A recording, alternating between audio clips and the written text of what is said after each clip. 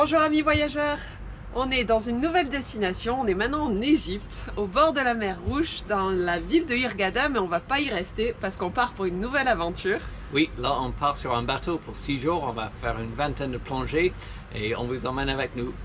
Allez, c'est parti!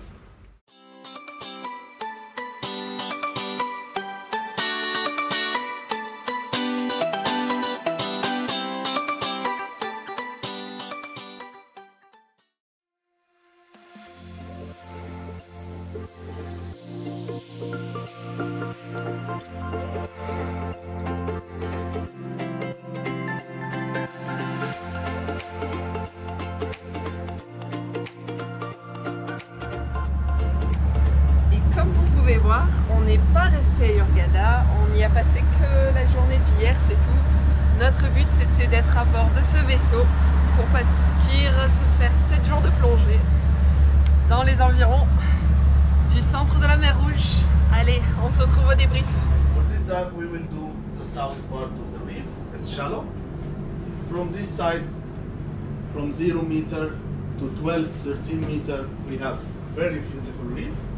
And we have the bottom, start from 15 to 20 meters sandy bottom.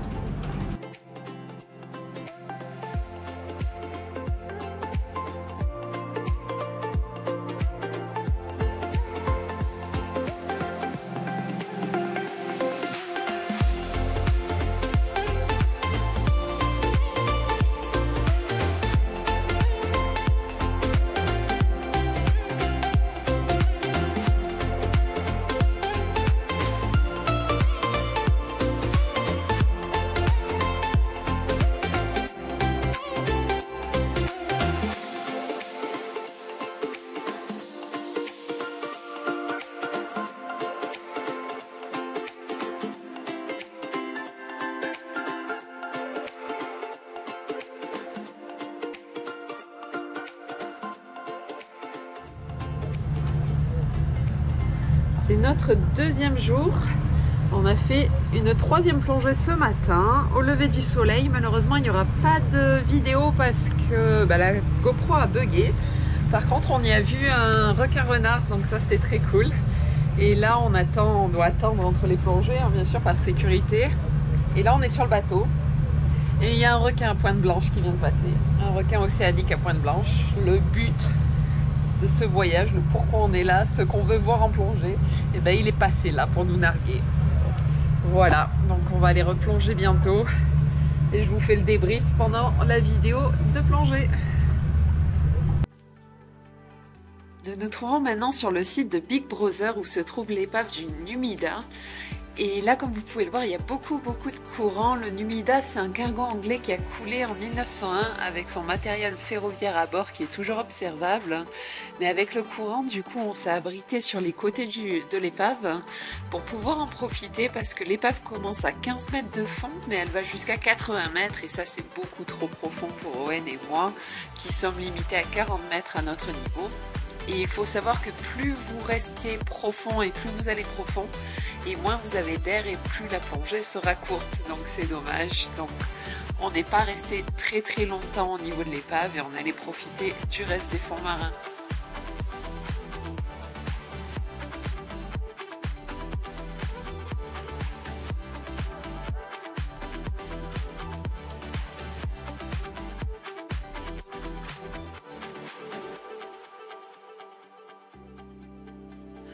Les plongées que nous avons faites n'étaient pas vraiment conseillées aux débutants.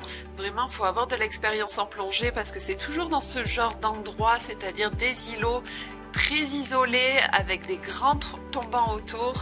Et du coup, il y avait beaucoup de courant. La plupart des plongées étaient des plongées profondes, c'est-à-dire aux environs de 40 mètres de fond. Et ça permettait de voir des petits poissons, des poissons plus grands et quand on a de la chance, leurs prédateurs.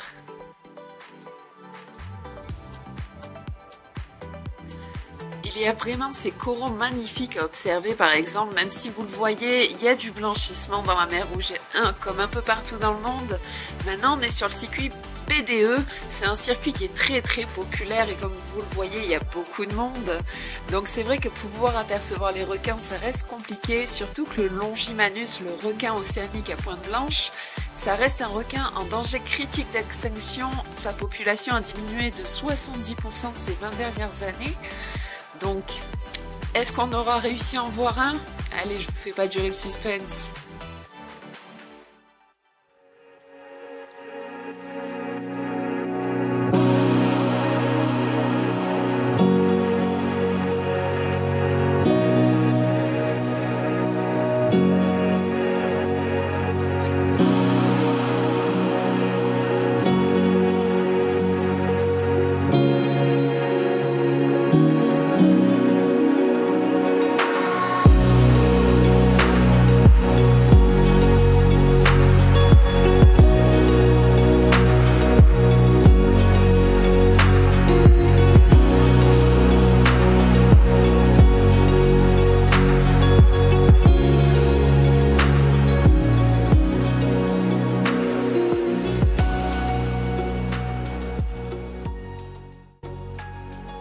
Voilà, il me semble que c'est sur le site de Daedalus qu'on aura eu le Longimanus.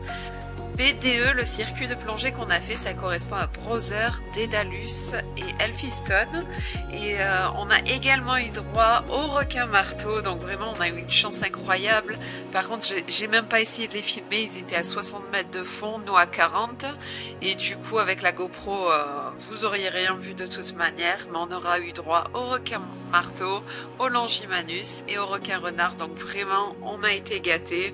Je vous épargne les heures et heures d'enregistrement de divers poissons que l'on a fait durant ces plongées. Et on part pour la conclusion donc de ces 6 jours, 7 nuits en croisière sur la mer Rouge.